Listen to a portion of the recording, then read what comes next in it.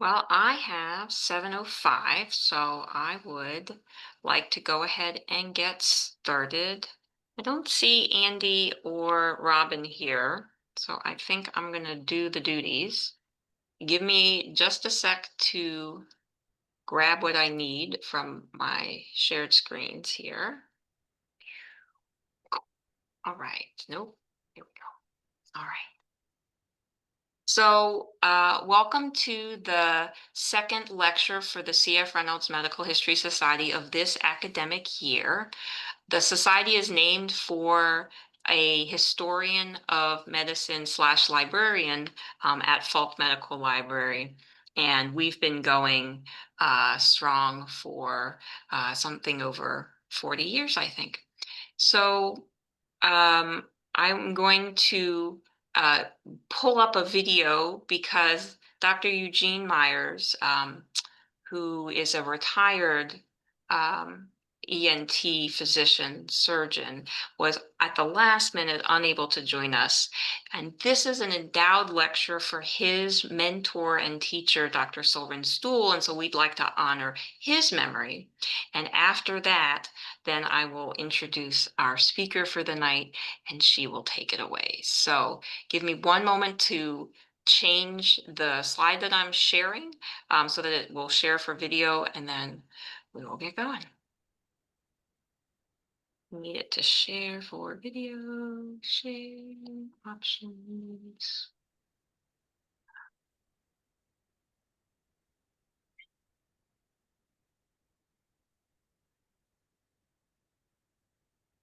Okay. Oh, let us play. Hi, good evening. I'm here to introduce Dr. Sylva Stool. Dr. Stool was a native of Texas and trained as a pediatrician, board certified pediatrician. But during his practice of pediatrics, he noticed that a lot of his little patients had ear disease, and it kind of caught his fancy, and he then took a leave from his pediatric practice and did a residency in Denver in otolaryngology, and he became one of the first pediatric otolaryngologists. He was chief of pediatric otolaryngology at the shop in Philadelphia, but then we were able to kidnap him and bring him to Pittsburgh to become a member of our pediatric ENT faculty. On the left side, our left, we see Dr. Charles Bluestone, who is the chief of the pediatric division, and probably you could say the father or the grandfather of pediatric otolaryngology. And these other folks, besides Dr. Bluestone and Dr. Stool, are fellows that were trained under their leadership. The important thing about it is for many years, most of the chiefs of pediatric otolaryngology sections had been fellows and trainees of Dr. Stool and Dr. Bluestone. Here you can see these chums, they worked together, they played together, and they wrote together. In fact, they wrote the textbook, which is still the standard text in pediatric otolaryngology. And Dr. Stool was also very good in recruiting people. He had a kind of a Texas way about him. And when there was a medical student who was visiting on our service, Dr. Stool would somehow end up taking him for a cup of coffee. And the next thing you know, that individual applied for otolaryngology. So Dr. Stool was one of the leaders in the field. He was a very interesting and very, I would say, great person. And that's why when he retired, I was able to endow this lectureship in his name. Dr. Stool also had a lovely wife and a wonderful family, and they were all very close together and traveled together and were wonderful people to know. So thank you very much for your attention to this, and enjoy the lecture. Right. So Let me tell you that Alisha Rankin is professor and chair of history at Tufts University and a co-editor of the Bulletin of the History of Medicine. Her work focuses on the history of medicine and science in early modern Europe, with a particular focus on questions of experiment, expertise, and authority. She's the author of 2 award-winning books, Panacea's Daughters, Noble Women as Healers in Early Modern Europe, and The Poison Trials, Wonder Drugs, Experiment, and the Battle for Authority in Renaissance Science, alongside 2 edited collections and multiple articles. Currently, she is co-editing the Cambridge History of Medicine, Volume 3, Early Modern Medicine, 1450 to 1700, and working on a book about specialist surgeons from which this talk derives. I'm going to stop sharing my screen and let her share her slides as we welcome Dr. Rankin. Thank you so much. It's such a pleasure to be here. Okay, let me just take a minute so I can share my screen and make sure you're seeing the correct thing. All right, are you all seeing the slide that has the same image on it? And let me just make sure I can advance them. Okay, great. Well, and I just need to situate the, okay, there we go. So I'm so grateful to be able to talk to you tonight. It's really exciting to get to talk to a bunch of medical students and students training in health professions. I am not trained as an MD. I'm trained as a historian. I'm definitely not a surgeon, which I'm talking about tonight. So your questions will be really helpful for me. And I hope at least I can tell you something you didn't know about surgery a long time ago, and you'll probably be happy. Things are different now. Okay, so I want to start with this image, which is a woodcut in a printed book from 1583. So what you see here is an operation for couching cataracts. An eye surgeon sits facing his patient, holding a long cataract needle in his hand. If you can see my pointer, it's right here. The patient is sitting facing him he's looking kind of tense. His hands are on the surgeon's thighs. Behind him, you can see a feather-capped assistant holding his head. And on the table next to the surgeon, notice that there's bandages laid out for after the operation. The procedure is taking place in a private room behind closed doors. On the wall, you can see books and jars containing medicines. So the message we get from this image altogether is clear. The surgeon appears competent, confident, well-dressed, and above all, skilled. So the procedure depicted here, cataract couching, involved inserting a sharp needle into the sclera or whites of the eye and pushing the clouded lens downward out of sight. This was the really only treatment for cataract at the time. The surgeon was a man named Georg Bartisch, who was a specialist in eye care, hernia repair, and bladder stone extraction, who lived in and around the city of Dresden in present-day Germany. He published this book in 1583 that contained over 80 woodcut images of eye disease, remedies, surgical procedures, and other treatments. Early in his career, he had also put together a handwritten manuscript that he did himself on the practice of extracting bladder stones by lithotomy, which included his own hand-drawn illustrations, including this self-portrait here. And he made a specific point about the importance of artistic skill to surgery. He said he did all these drawings himself, and he mentioned the importance of images to surgical practice. 2 decades before Bartisch published his book, a surgeon from Bavaria named Kaspar Strohmeyer compiled a manuscript on the proper way to diagnose and treat hernias, in particular inguinal or groin hernias, also illustrated by dozens of images. Here you can see a bath laid out for the patient to soak in before the surgery in the front of the image. The patient is lying on a board that has his feet slightly elevated, he's tied down, he has assistants to help hold him down because it's obviously very painful. And the surgeon is standing poised with the proper tool ready to make his cut. In the background, you can see a bed is waiting for the patient, and there's a sheet hanging up to help him turn over in bed if he's needed.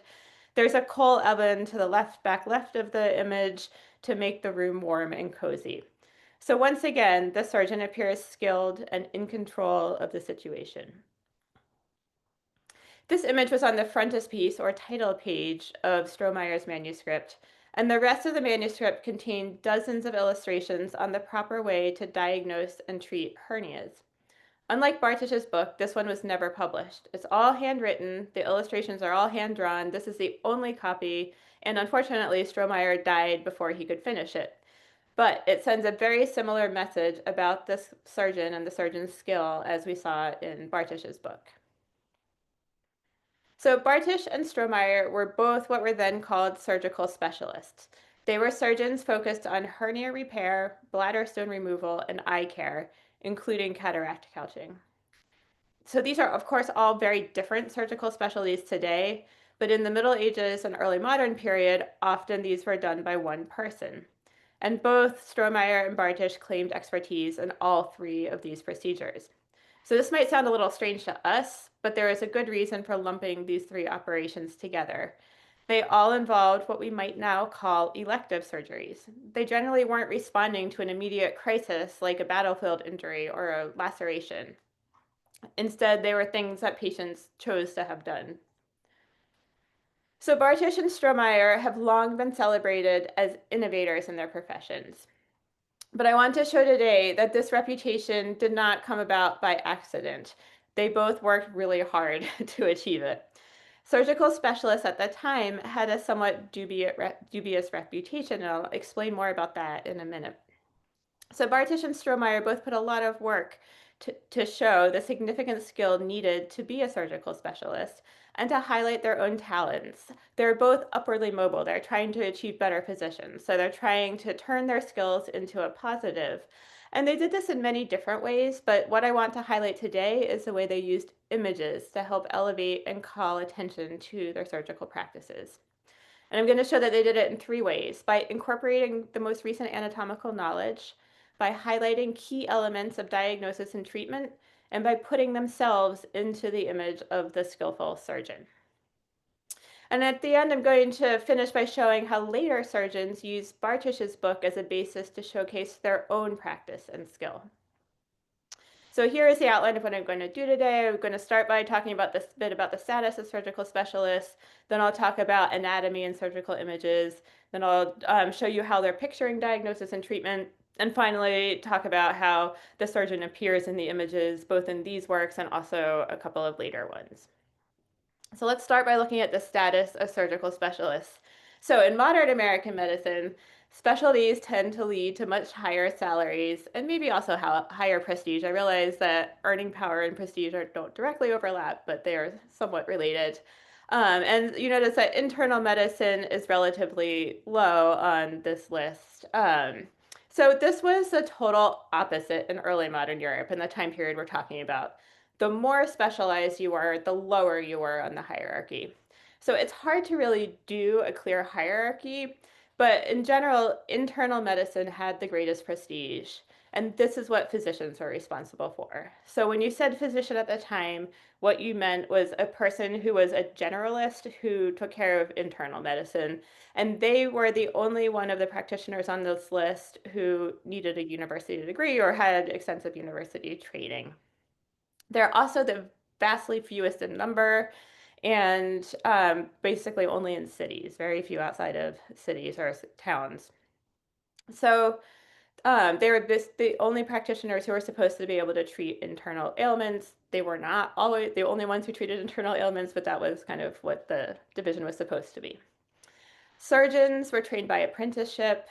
In some places, especially Italy and France, they might take a couple courses at the university, but in Germany, which is where I'll be focusing on today, it was mostly apprenticeship, and then they would do a journeyman period where they would wander from place to place to gain experience and skill. Generally, the more specialized you were, the lower you were on this hierarchy. Though this is very complicated, there's a huge variation in this bottom half of the pyramid here. But combining cataracts, bladder stones, and hernias would have been more prestigious than just specializing in one of those because it meant that you were more generalist. But specialist surgeons were often itinerant, which meant they went from village to village practicing their skill. They would kind of show up, treat all the conditions that happened to be in the village, and then move on to the next village. So you'd kind of have to wait till the specialist surgeon, if you were in a small village especially, you'd have to wait till someone came into town to get treated. And so these itinerants did not have a good reputation generally, partially because they never stayed long enough in one place to really get to know the people in the town, partially because a lot of them probably were pretty unskilled and untrained. A lot of them were young people just learning how to do their profession. So an added problem for surgical specialists was that their job involved cutting into the body. So this invited an association with the job of the executioner, which at the time was viewed as a very dishonorable profession. Executioners were kind of pushed off to the side of society. So this act of cutting into the body was a little bit tainted. That was not a deal breaker, but it did kind of give an aura of suspicion to some of these practitioners. And of course, these were incredibly painful operations with no anesthesia, and there's of course no antiseptics or antibiotics. So there was a high risk of infection and sepsis. Patients were terrified of them because there was often, especially for lithotomy and hernia repair, there was a very high risk of death in doing them. And Bartish, in his work, even mentions that he found it incredibly stressful to perform bladder stone surgeries. So imagine what the patients were thinking. At the same time, these operations were viewed as sometimes necessary. Patients who were in dire straits were willing to take on the risk. And some patients wrote that they felt they were treated very well and that they were successful. Longstanding research has shown that towns valued these specialist surgeons, at least ones that were known as good ones, and that the ones who had gained a really high reputation often became citizens, which both Strohmeyer and Bartish did. Specialists often came from the middle classes, so they weren't necessarily like super low class practitioners. And an itinerant practitioner could gain enough of a reputation to be invited to stay in a town and become a citizen. So that is Bartish is a good example of this. He did longer training stints in a few cities and spent his formative years wandering all around Saxony, Thuringia, and Bohemia. So all the little dots represent places that I've been able to track him as visiting. The circles are places he stayed longer and did some training in. So he really cast his net widely in terms of wandering around, practicing. Eventually, he settled in Dresden and became a citizen there. Strohmeyer I don't have enough records of him as practicing quite as widely. Partially it's because he never printed works, so there's a lot more resources available to study Bartish. But we do know he was born in Augsburg. He trained in Nuremberg and Zurich before he settled in the small city of Lindau, which is on Lake Constance in southern Germany. Both Bartish and Strohmeyer explicitly tried to separate themselves from less trained itinerant healers.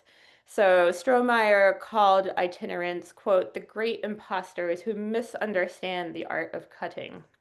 And he complained about these land drifters, with allowance, one might well call them land shitters, who have no real grounding in cutting hernias, but still act as if they were great learned doctors and famous surgeons.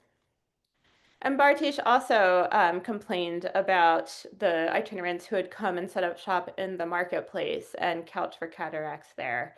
So he wrote, in these days, the toothbreakers and theriac sellers in the marketplace also pass themselves off as physicians, surgeons, oculists, and stone cutters. So I'm going to interrupt myself there to say I know that there are some dental students here on this call, so toothbreakers did not have a high reputation at the time. Happily, things have changed.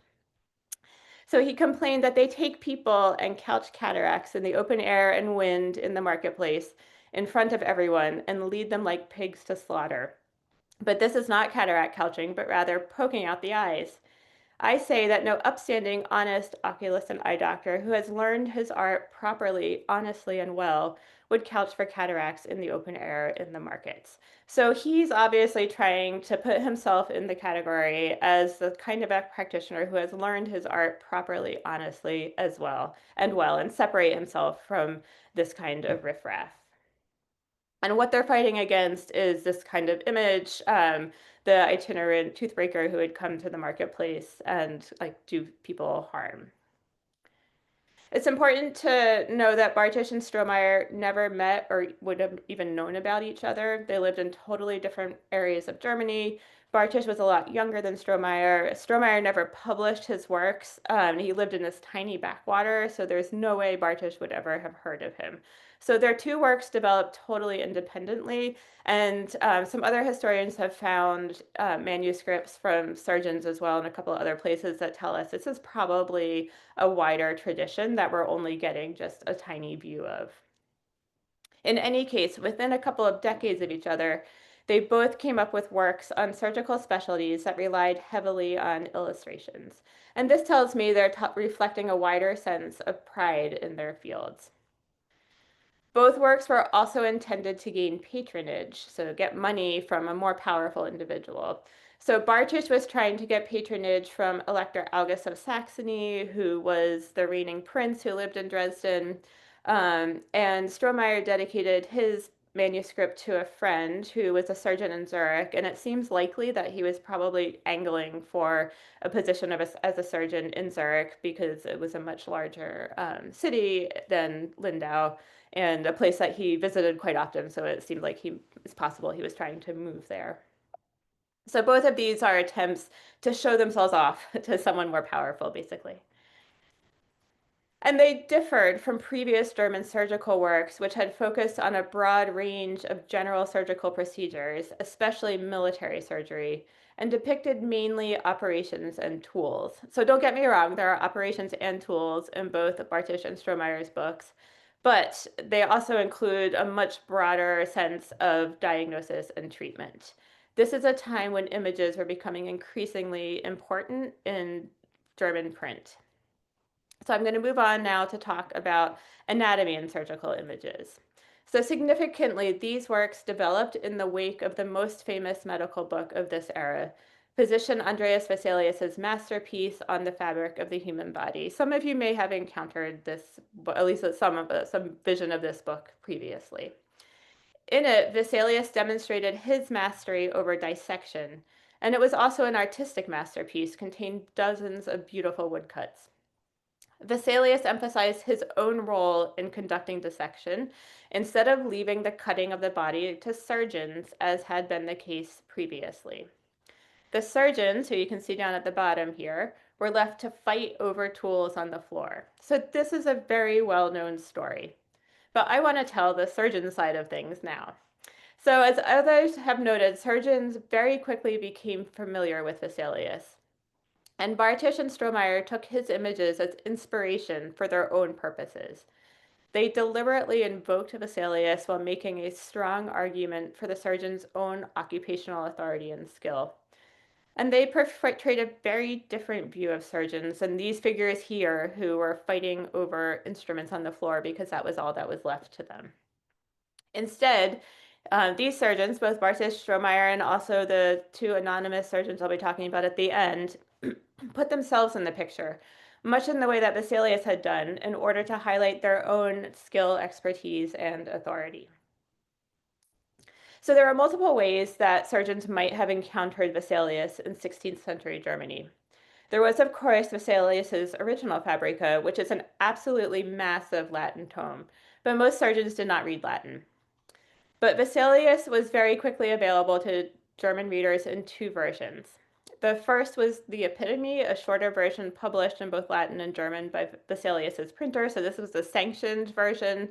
As you can see in the bottom right image here, the German version made some questionable choices in condensing the original images. So in the bottom right, you can see an image. This is Vesalius' image of a vagina. It looks a lot like a penis. There's been a lot that's been written about this, as you can imagine. And The German version just kind of has it slapped on a totally unrelated page, and the printer wrote that, well, there was a nice gap there, so that's why I put that image there. Any case, there was a second version of Vesalius translated into German translated by a surgeon, as it happened, named Jakob Baumann, who used copper etching. So this is a pirated version. This was not a sanctioned version. There was a lot of pirating in print at the time. So these copper plates had been created by an English printer from the original Vesalius, and then Baumann ended up with them and translated it into German. But so even if Strohmeyer and Bartisch weren't able to access Vesalius in Latin, they each knew a bit of Latin, but maybe not quite enough to read the whole thing, they would have been able to encounter it. And they definitely both did see some version of Vesalius. So you can see here that Strohmeyer has taken Vesalius's image of the renal and reproductive system and put it into figures. So I put Vesalius's image here on the left, and then you can see how it's being taken by Strohmeyer on the right. Bartisch also took the same image in his bladder stone book, and then he turned it into a flap anatomy. So you can see the image here, and then you could lift up the top layer and see the bladder stone underneath. Even before Vesalius, flap anatomies were common in German print, where you could lift the layers to discover the inside of the body.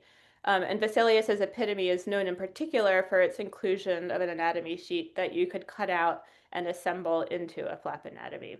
So Bartisch was adapting this idea for his own purposes. He also displayed the female renal and reproductive system. He doesn't show a bladder stone in this case when you lift up the anatomies, but instead a fetus in the womb, which is kind of beside the whole point of his book, but it shows his knowledge of anatomy here. And his care of the eye also included a flap anatomy of the brain based on drawings by Vesalius, and of the eye, again, both taken from Vesalius, but the eye drawing in particular has some details that aren't in Vesalius, which also says that perhaps Bartisch was adding some information from his own observations. Strohmeyer also evoked Vesalius's muscles figure. So Vesalius has a series of figures showing the muscles, and with which the muscles are kind of slowly melting off the figure to show additional ones underneath. And Strohmeyer does a similar thing with showing like different stages of hernias. So it's very clear that both men were familiar with Vesalius, but they did not just try to recreate Vesalius. They weren't just trying to show the human body. They're trying to explain specifically how to heal it. So now I'm going to move on to talk about picturing diagnosis and treatment. One thing both authors emphasized was a proper skilled diagnosis, which is something that physicians often talked about in their writing. So one way to raise your status if you're a specialist surgeon is to sound a lot more like a physician. And that's what they both tried to do, but catered to their own professions. So Strohmeyer emphasized the need to recognize different kinds of hernias. So I'd just like to pause and have you note some really excellent beards in some of these images here. And also in the image on the right is a farmer holding with a hat on, and he's holding a rake.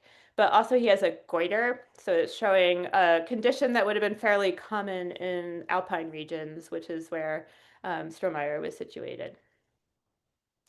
He also addressed important bedside manner issues, such as the shame patients felt about their hernias. So his images are all accompanied by these little rhymed couplets, which are rather charming. I've translated a few of them here for you. This was a common device in how-to books in a slightly earlier period that he's adopting here for his own purposes. So in this first image, he's encouraging the patient to let him be helped. And then he also shows a female patient and notes that the female patient might feel especially ashamed of her condition and is trying to convince her that she can also be helped. So it's important to note that he was both focusing on female and male patients in treating hernias, and he specifically noted that women might feel much more hesitant to have a doctor look at her. Bartish also included images of both women and men in his depiction of eye disease, and he emphasized proper diagnosis. And his woodcuts, excuse me, focus especially on the pathology of eye diseases. So, I showed you the images of surgery already. Those are really just in a couple of the 80 images he included. Most of them are on the pathology of the eye and on other methods of treatment. Both Bartish and Strohmeyer emphasized that there were some circumstances that were operable, but there were many circumstances that were inoperable. And so they mentioned times when operation should not be attempted because it wouldn't lead to success. And they also highlighted what they considered poor surgical practice. So they're contrasting themselves between the good surgeon and the bad surgeon. So for Strohmeyer in particular, he has a whole section on poor surgical practice. So in the one image, the patient's just like splayed across the table. He's not tied down. It was very important to tie patients down when there's no anesthesia because it was dangerous. They could jump and move, so they had to be tied down firmly. And yeah, I realize this all sounds terrible. And then in the right-hand image, he said that some surgeons treat their patients in bed, and he said that's a terrible thing to do because then the bed will get all bloody, and you want the bed to be a place that can be a place of rest once they're done. You don't want to use the bed to do the actual surgeries. And then Bartish, in contrast, complained about surgeons only practicing surgeries on pigs and not learning to actually do them on humans. In contrast, good surgical practice involved making sure everything was done in an orderly fashion and that everything was laid out and done properly. So it involved things like laying out your surgical instruments ahead of time. For the hernia operations, they would have the patient sit in a warm bath ahead of time to kind of relax everything. You would want to tie down the patient carefully, prepare them properly. And you would treat children different than adults. So that both of the authors have sections on how you should treat children and how you should treat children differently than adults. There was also a big emphasis in all of these works on bandaging and aftercare. And there is an emphasis and acknowledgement on the danger of infection and fever. And all of this is important because the works show the full responsibility of the specialist surgeon from start to finish. All of these works are full of medicinal recipes to make medicines to give to the patient. It elevates the surgeon's duties closer to that of the physician. They're generalist duties. And this is very key for surgical specialists who I mentioned were lower on the totem pole. Okay, so now I'm going to move on to talk about the surgeon in the image. One particularly interesting thing about these texts is the way that it puts a surgeon into the images. Scholars who have looked at the Strohmeyer manuscript previously are convinced that the surgeon represented here is Strohmeyer.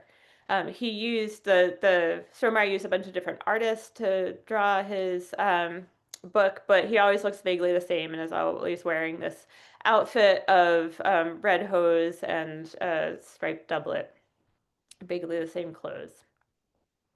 Bartish made his own self-portrait for his manuscript, which is the one on the far left, and then his image was updated in 2 printed books as he aged. And I'm particularly taken with the image of him at age 66 because you don't usually see images of kind of the same person at different life stages, particularly not a surgeon. So the aging surgeon is an interesting idea in general. And Bartish's image is also very clearly the person doing the cataract couching operation you can see in the book, and also administering eye drops with a sponge in this other image. In short, Bartish and Strohmeyer both portrayed themselves as experts in a field that required significant skill, but had significant benefits to the patient if done correctly. So in addition to these images, I should say there's a ton of text, so they write a lot about it. But what the images do is really give the portrait of the practitioner surrounded by the patient and their helpers. It puts them at the center of this connected, expertise. Strohmeyer's work did not really have an impact at the time he wrote it because he died before he finished it, and it ended up in the city library of Lindau and wasn't known until the late 19th century. When it was rediscovered, there was a big hoo-ha about it, and he was immediately hailed as kind of an innovator in his field. He was probably more a reflection, actually, of the current state of knowledge rather than an innovator, I would say. But it was a lot of excitement when this manuscript was discovered. Bartisch's his printed book became very well known at the time. His manuscript, which is the middle image, was not well known because there's only one copy of it. And he was very successful at his attempt at upward mobility. His book had the effect he wanted it to. The Elector August of Saxony gave him a monetary reward for the book itself, and he was also given the position at court of court oculist, which basically meant court eye doctor. He was one of the worst paid medical personnel at court, but he still received a yearly salary, and he was also allowed to continue private practice. So he probably achieved a sense of an area of stability and some monetary success beyond what most eye doctors would have been able to achieve. And he did sort of become the Vesalius for ophthalmology. Despite his very modest origins, it was later assumed that he was a much more learned doctor, and he also became a kind of hero for later eye doctors. So that finally brings me to two manuscript copies that were made of Bartisch in the 17th century, so a good 50 years after his book was published. The first one was in the Royal Danish Library in Copenhagen, and the other one is in the Wellcome Library in London. So these are both manuscripts, meaning they were never published. There's single copies only, hand-drawn, hand-painted.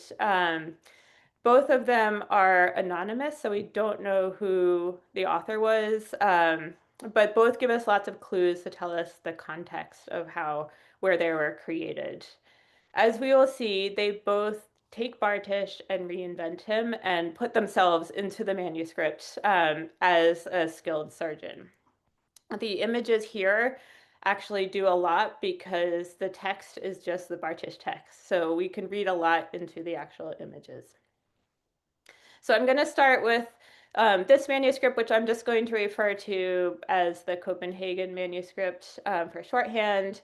It's lavishly painted. It was probably created in the context of court culture, probably someone else trying to get a position at court, much like Bartisch was. And the text is a word-for-word copy of one part of Bartisch's book, not quite the whole thing. It's totally anonymous. There's no identifying information. It was rebound in the late 17th or early 18th century.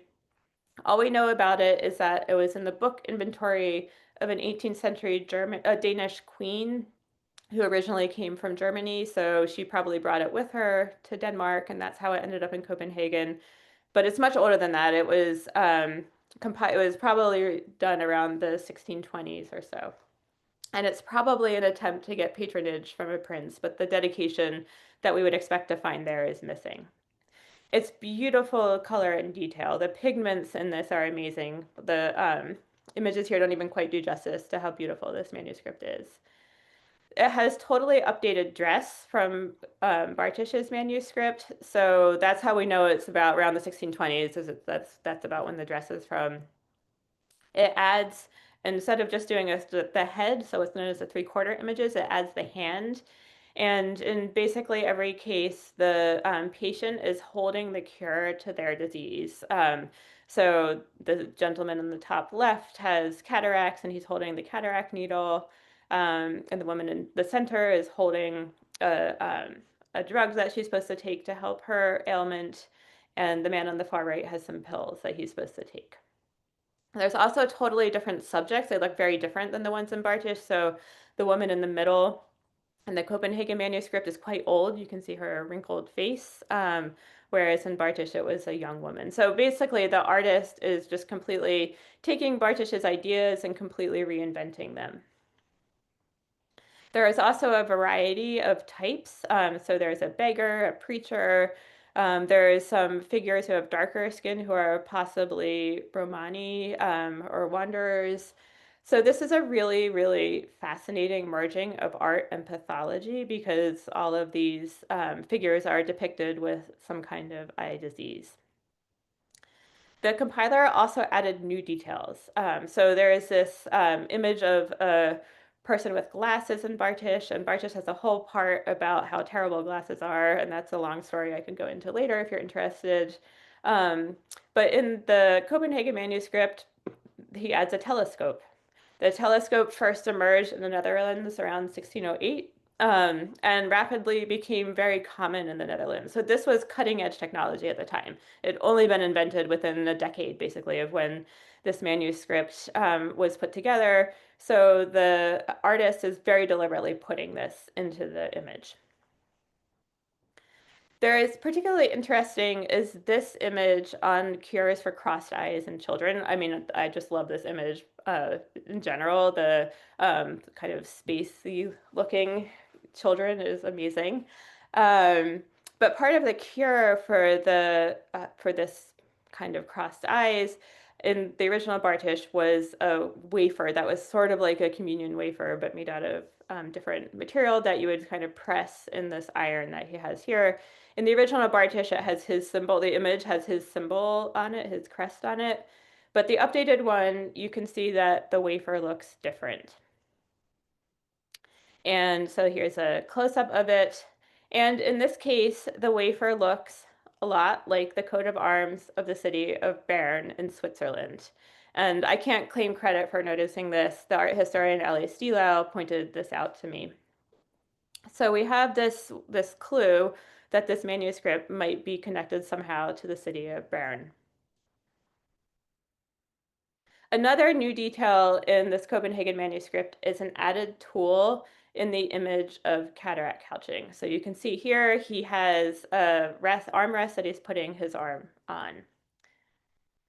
As it turns out, there is a printed book that contains this very tool, a new instrument that is very useful in cataract couching. And it's printed in a book by a surgeon named Wilhelm Fabry from Hilden, who was a city surgeon of the city of Bern.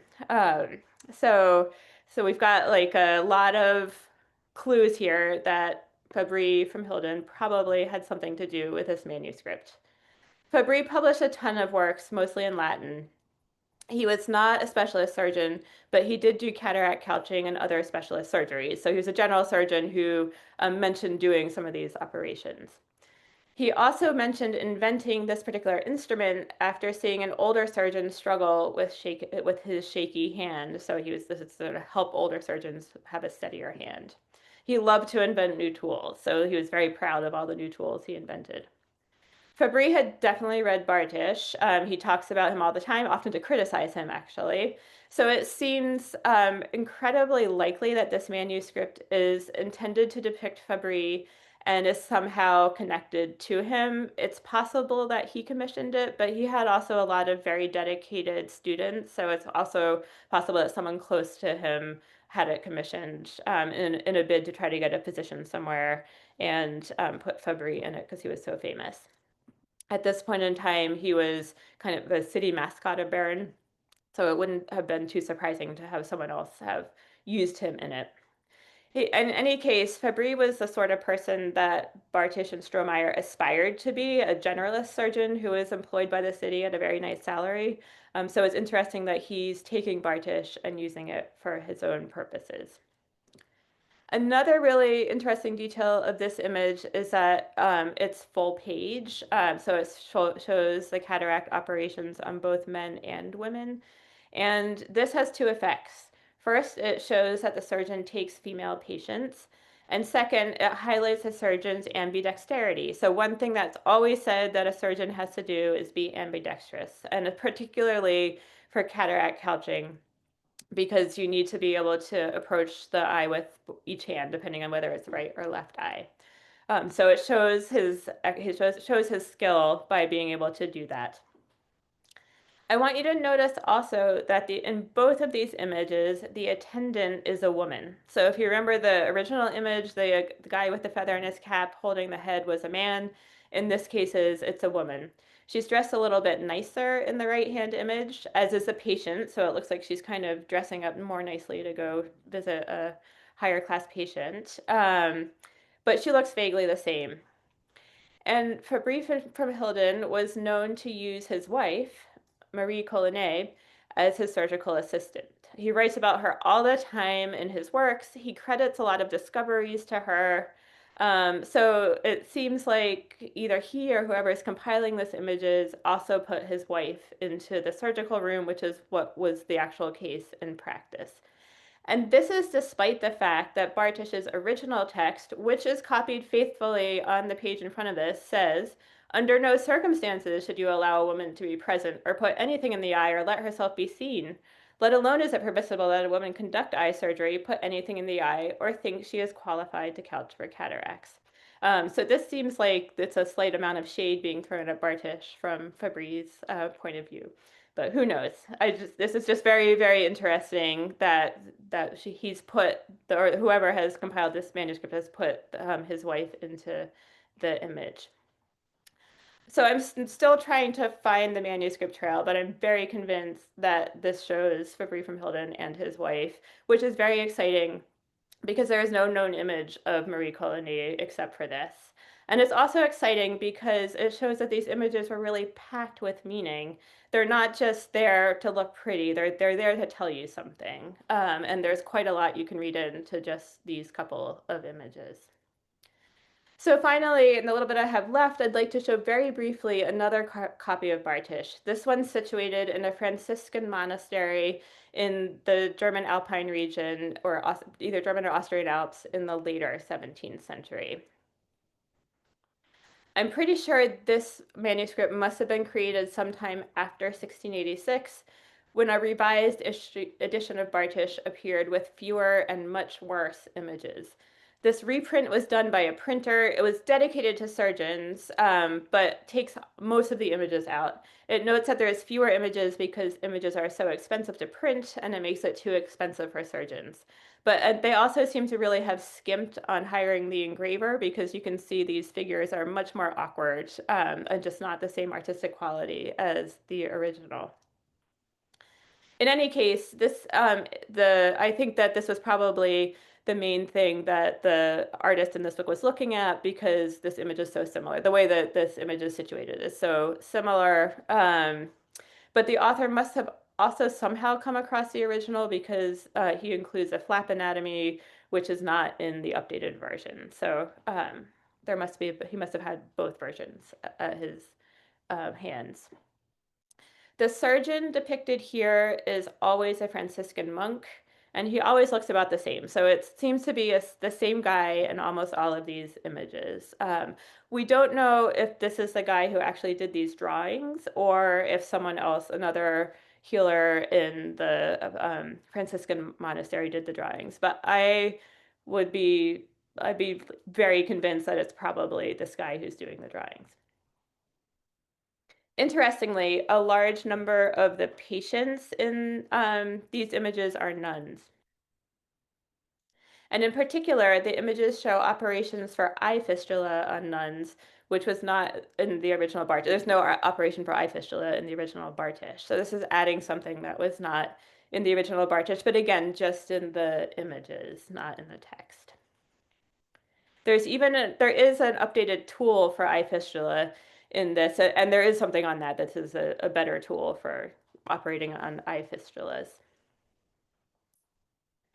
And there's also an updated dropper to administer eye drops instead of a sponge. So we saw the image earlier of Bartish administering eye drops with a sponge, and here he's got this little eye dropper made of glass, I believe.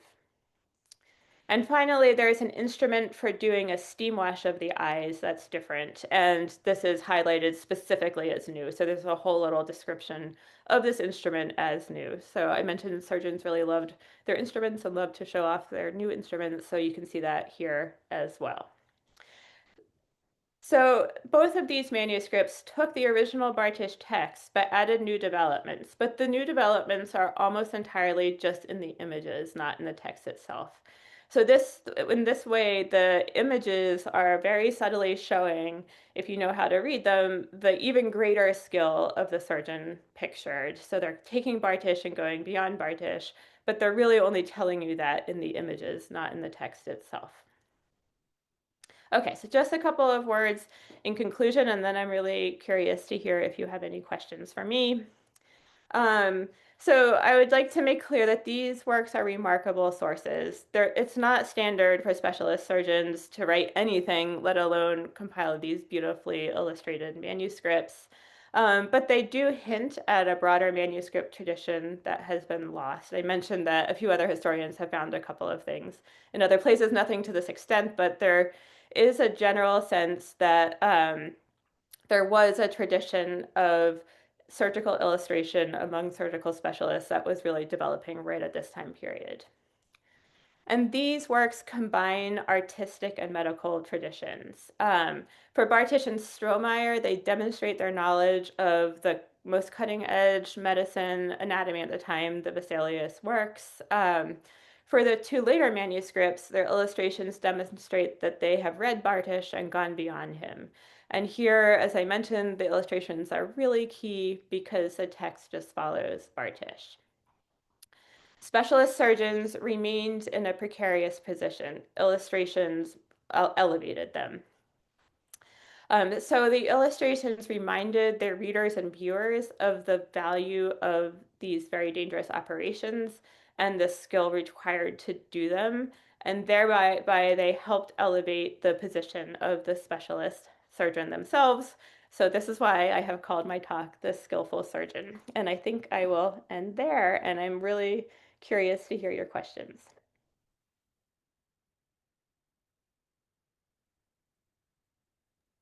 Wonderful. Thank you so much for that. It was really fascinating to think about how much has changed and how much has stayed the same. What are the skills that surgeons or other clinicians use to express their authority? We may not be making self-portraits or anatomical drawings of the things we do, but what are the things that we do and how do we build off of each other? So I'd like to open the floor up for questions.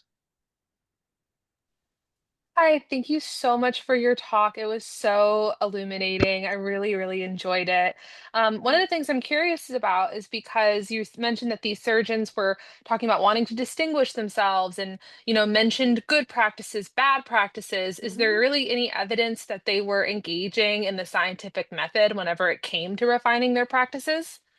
Yeah, that's a great question. So, this is long before what we now know as the scientific method was developed. There was definitely, and I've worked on this in some of my earlier work, there was definitely a real focus on observation and experience and learning through experience, but it wasn't methodological as it would become later. So there was, but there is a lot, what they do is include a lot of personal anecdotes from their own practice. So this is what worked in this case. There's a lot of case studies in their works, particularly Bartish includes a lot of explanations of particular patients who he's treated. So they do bring in that sort of information. I should probably say, I meant to include this in the talk and forgot, I should probably say something about what we know about the potential efficacy of some of these treatments from our point of view today. So if you read anything about cataract couching today, what you'll read is don't do it. It's very out of date procedure.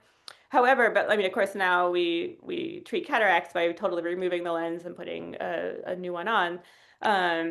But at the time, that was not a possibility. And they usually treated cataracts on people who were just totally blind from them. So that's there's a phrase called cataract blind.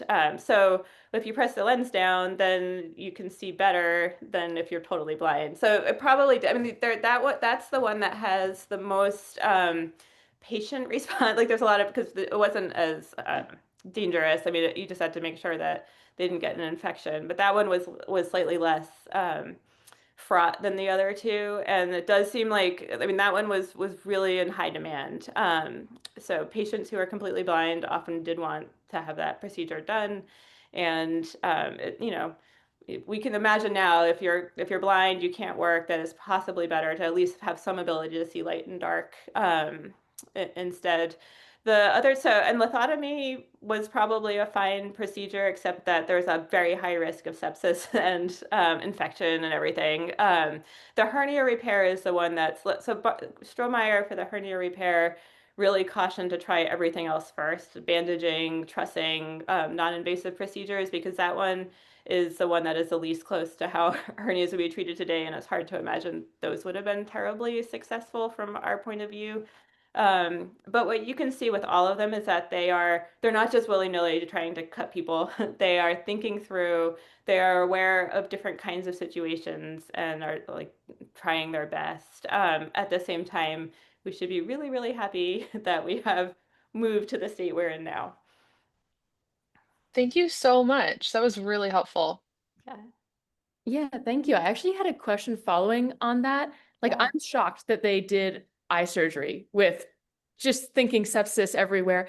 Are there other surgeries besides the ones you mentioned? You mentioned there were surgeries where they said, do this one, but if the patient presents this way, then do not do the surgery. Yeah. Are there sort of big categories of surgeries that we might be surprised by that were actually safer than we think they would be?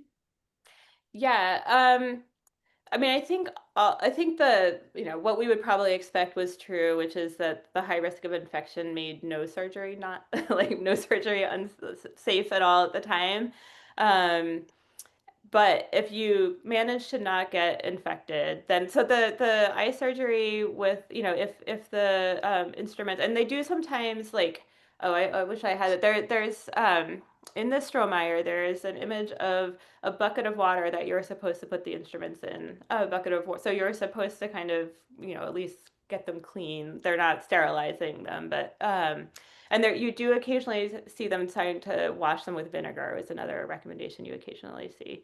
Um, but the cataract surgery, I think, is like, if the practitioner was skilled and could hit it correctly, that one seems to have had the fewest complications. I'm trying to think of other.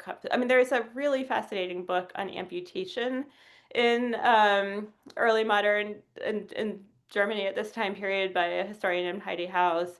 And so amputation seems like the worst thing you can imagine, right? And it was. But it was actually successful in many cases. I mean, there are tons of cases of successful amputations in which the patient survived. And they, again, had a very clear idea of when you should do an amputation, when it was just impossible to save the limb. At what, there was a big discussion of, like, at what point on the limb you should amputate. So once again, they're really trying to think through how to do things to make it the least dangerous possible. Wonderful. Thank you. Hi, this is Oliver Beal. Fantastic talk. I'm a cataract coucher in training, as it were, so I really like the Awesome. Two questions. First off, what was his apprehension with glasses? And then two, I noticed in the second print, the remade print, the gentleman wearing the glasses reading the book, his eyes look bigger. So they were trying to show that he was presbyopic, and they were using near lenses, which would magnify the image. But what was with glasses? And then two, I'm just wondering, generally in the context of, like, even before early modern, but like medieval, especially like Islamic medieval culture, there's, like, surgeons like Al-Zawahi from Andalusia who, like, created a bunch of, like, surgical instruments and published books, even when publishing books was more fastidious than it was in early modern times. I was just kind of curious what standing in society was like. Yeah, those are both great questions. In terms of the glasses, so you had a question about why he was against glasses, and it was I mean, he was, like, he was, like, not common for his time period with this belief, but he thought that it was, like, silly to think that anything you put in front of your eyes could make you see better. Like, anything that's obstructing your eye is to have that make you see better seemed like just didn't compute with him. But you can see, love your point about how in the second image the eyes are bigger, and you can kind of read that the compiler of that manuscript does not have the same problem with eyeglasses, especially with the addition of the telescope, as Bartish did. And so at the time, most glasses were for reading. That was the most common reason to use glasses, is for older people for reading. And sometimes you even see them referred to as like eyeglasses for people over 50. So they were, yeah, that was the more common. For distance, that came much later and it was less common, although you do see it a bit. But yeah, the reading glasses were the easier and more common kind. And then your question about the surgery, yeah, I mean, in terms of like theory of eye surgery, there's so much coming from the Islamic tradition that was then translated into Latin in the Middle Ages. And yeah, Al-Zawahiri is the like really prominent example of that. Yeah, so there is a tradition, but the eye surgeons aren't necessarily, so that's the physicians have this like theory of vision and theory of how you should do it, and then there's a practice that a lot of the eye surgeons are doing. It's only at this time period that they're really starting to be put together, that the eye surgeons are starting to read some of the more theoretical works. So that's kind of a progression as, you know, going into a later time period than this one. Awesome, thank you.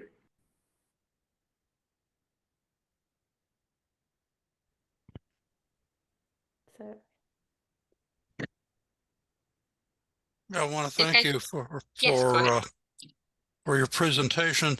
You're really talking about a time when medicine and surgery was going through the same kind of renaissance that the rest of the cultural world was doing.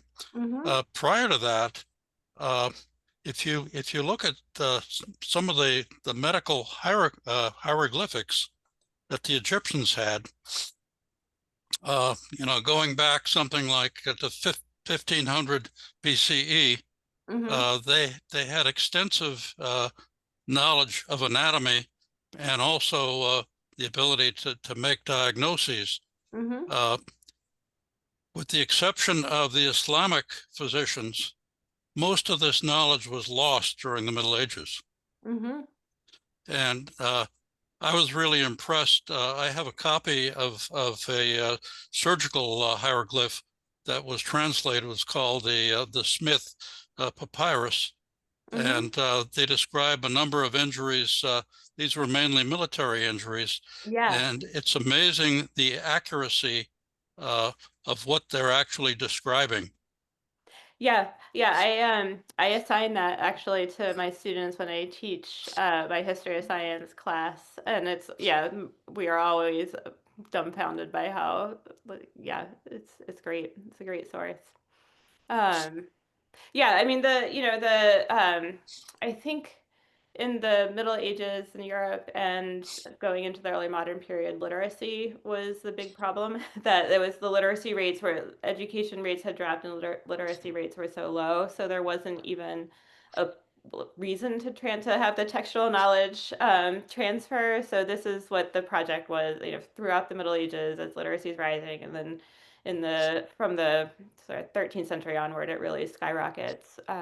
You start to see some of this, you know, knowledge come back, or you know, they're learned. Obviously, the Islamic physicians really added a lot to previous knowledge, and then that's getting incorporated into Europe as well. But yeah, great point. Thank you.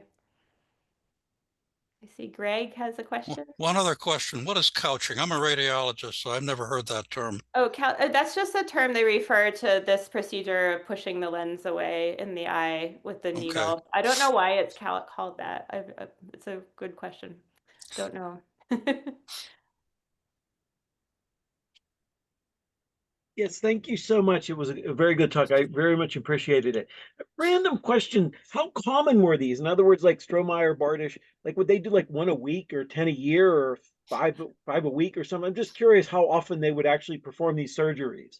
Yeah, well, yeah, that's a great question. We know a little bit from Bartish. So what Bartish did, the reason we know a bit about his patients is that he collected testimonial letters. This is another project I'm really interested in, from happy patients, and then printed them in his book to be like, look how great I am.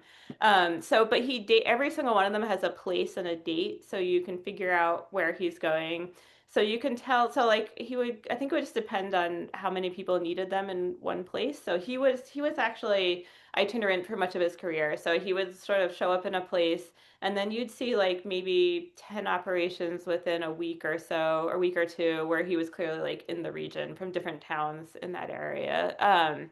I don't know what the regular, I mean, we just don't have the records to have like the regular, and he only obviously gave the successful ones, so we don't know how many he did that he failed at. So obviously we can't take his word at face value. There must have been many, many cases that did not work out so well.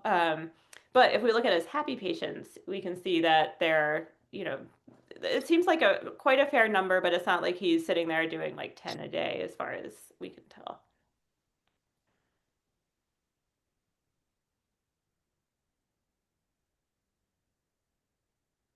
Excellent. So it looks like it is 10 minutes after 8. I am going to attempt to share my screen one more time. I have just some closing announcements for Great. everybody. So, need to see all of that. Ooh, there we go. Okay, so, helpful to do two things at once. If you are a University of Pittsburgh Honors College student and you need to get Catalog of Opportunity credit, here is the QR code, and I also put the URL in the chat for Mia Spinelli. So that's your credit there. I also wanted to make sure that everybody knew that the Southern Association for the History of Medicine and Science, or SAMS, has an open call for papers. SAMS is one of two national history of medicine organizations here in the US. It's smaller than the American Association for the History of Medicine, and is really a friendly and inviting place to hear papers or even give them. This is going to be their 28th annual meeting. And they will be at the Arkansas Colleges of Health Education in Fort Smith. You don't have to live in the Southern US or study Southern history. It's just an identifier. They take papers from all levels of learner and scholar on all topics in all places and all periods of history of science and medicine. You can look them up, SAHMS, if you are interested in sharing. And then finally, I wanted to let everyone know that our next lecture will be Tuesday, January 20th, again at 7 p.m. Jamie Sokol is going to be giving the University of Pittsburgh Graduate School of Public Health lecture, and she is also associated with the School of Public Health. And so I invite you all to come back at that time. She is going to be taking us through a history of key moments in public health. It's called Beyond the Broad Street Pump. So check that out in a couple of months. And finally, I just want to thank Alisha Rankin again. We will put this recording up on our YouTube channel if you want to see it again or share it with your friends. Thank you so much. All right. Thank you. Thanks, everyone. I really appreciated being able to talk to you. Thanks for all your great questions.